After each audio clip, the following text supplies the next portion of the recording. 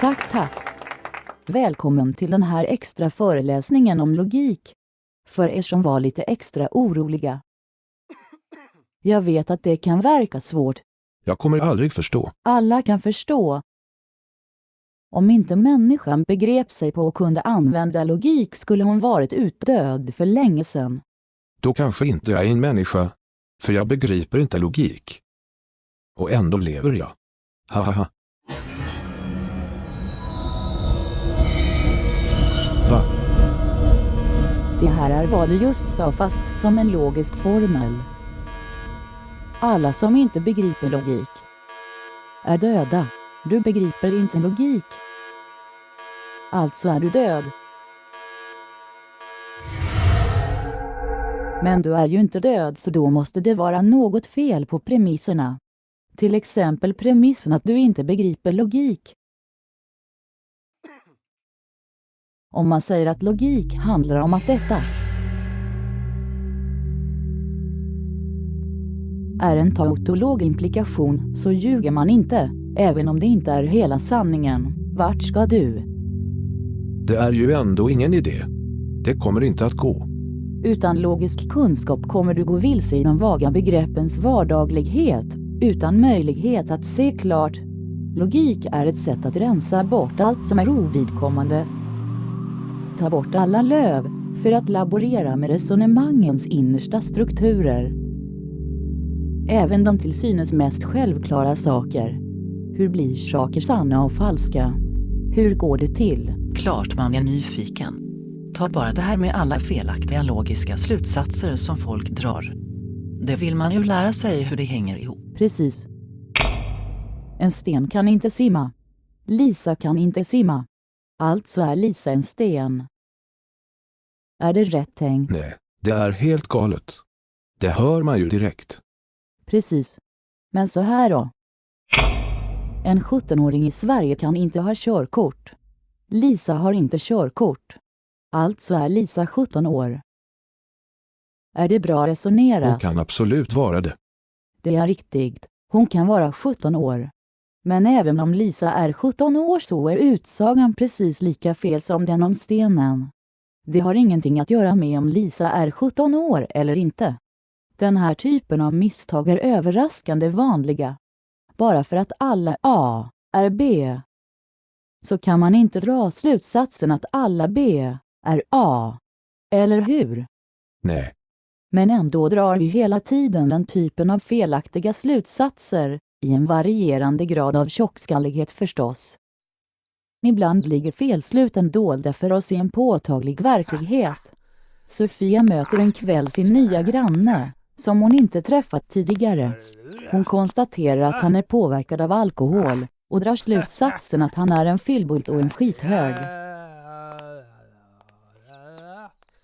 Här gör Sofia ett av våra vanligaste logiska misstag. Okej, jag trillade dit den här gången, men det är svårare i verkliga livet att se sammanhang som i boken är fullständigt tydliga och klara för en. Eftersom logiskt tänkande är en förutsättning för människans överlevnad, så är logikens historia lika gammal som människan. Aristoteles var en av de första som formulerade sina tankar om logik. För honom var logiken ett verktyg att söka sanningen. Det finns två grundläggande lagar om sanningen. Det har människor insett i alla tider. Aristoteles var dock den första som tydligt formulerade och diskuterade dessa lagar. Logikens grundlagar kallar vi dem. Det är omöjligt att ett och samma både är och icke är. Ena sidan av en motsägelse måste vara falsk. Det finns inte någonting mellan att vara och att icke vara. Ena sidan av en motsägelse måste vara sann. Tysken Gottlob Frege, som levde kring förra sekelskiftet, var den som först utvecklade ett formaliserat språk. Han strävade efter att med logikens hjälp bevisa axiomatiska sanningar såsom att 2 + 2 är lika med 4. Bertrand Russell är en annan viktig pionjär inom den moderna logiken. I början av 1900-talet skrev han tillsammans med A.M. Whitehead boken Principia Mathematica, som de flesta läroböcker i logik fortfarande baserar sig på. Det formella språk som Frege och senare Russell och Whitehead skapade har senare fått stor betydelse för utvecklingen inom bland annat informationsteknologin. Under 1900-talets gång har många logiska system utvecklats.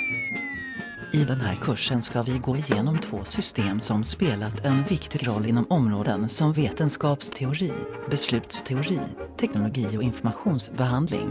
Dessa 2 är satslogik och predikatlogik. Vi börjar med satslogik.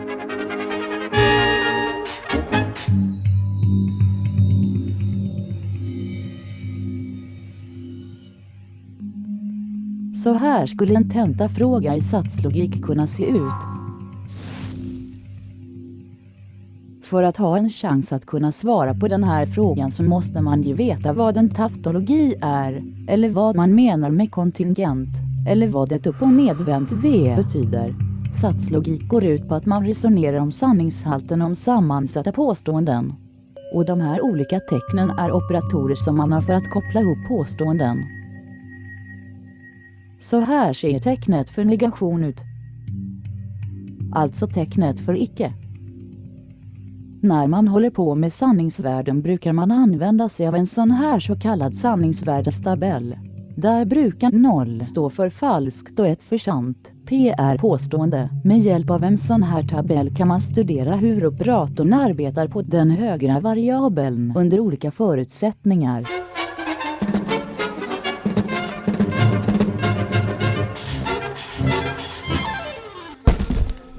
Den enklaste logiska operatorn är negation, eller icke, som helt enkelt vänder på satsens sanningsvärde. En sann sats blir falsk, och tvärtom. Penna! Penna! Falskt! Ja. Ja. Nästa logiska operator är konjunktion, eller och. Den används tillsammans med 2 påståenden och gör att den sammansatta satsen får sanningsvärdet sant endast om båda påståendena är sanna och sanningsvärdet falskt i alla andra fall. Penna och boll! Sant!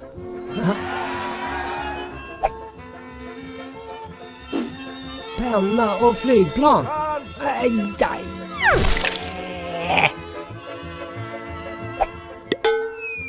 Operatorn disjunktion är också en binär operator, vilket betyder att den används med 2 ingående satser eller operander.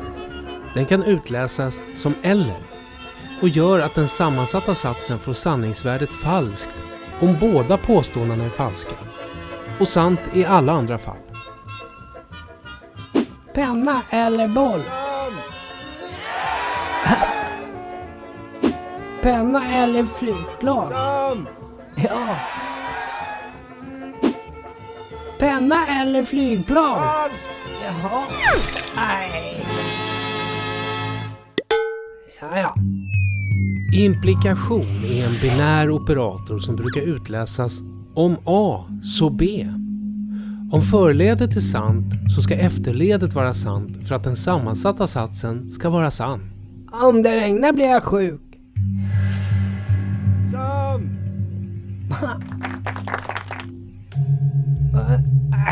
Paraply. Falskt! Jaha. Det var inte så enkelt än. Ekvivalens brukar utläsas om och endast om. En sats som består av 2 satser med ett ekvivalenstecken är sann om de ingående satserna har samma sanningsvärde. Jag ska jobba om och endast om jag är frisk. Sant!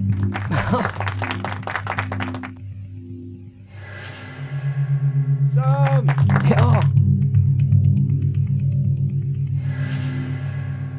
Falskt! Jaha. Jaha. Ja, det här var ju bara en introduktion för att så att säga få in er på rätt spår när det gäller formell logik. Mycket av jobbet får ni göra själva. Men jag ska hjälpa er så gott jag kan när vi ses nästa gång. Hej då, Ludentå.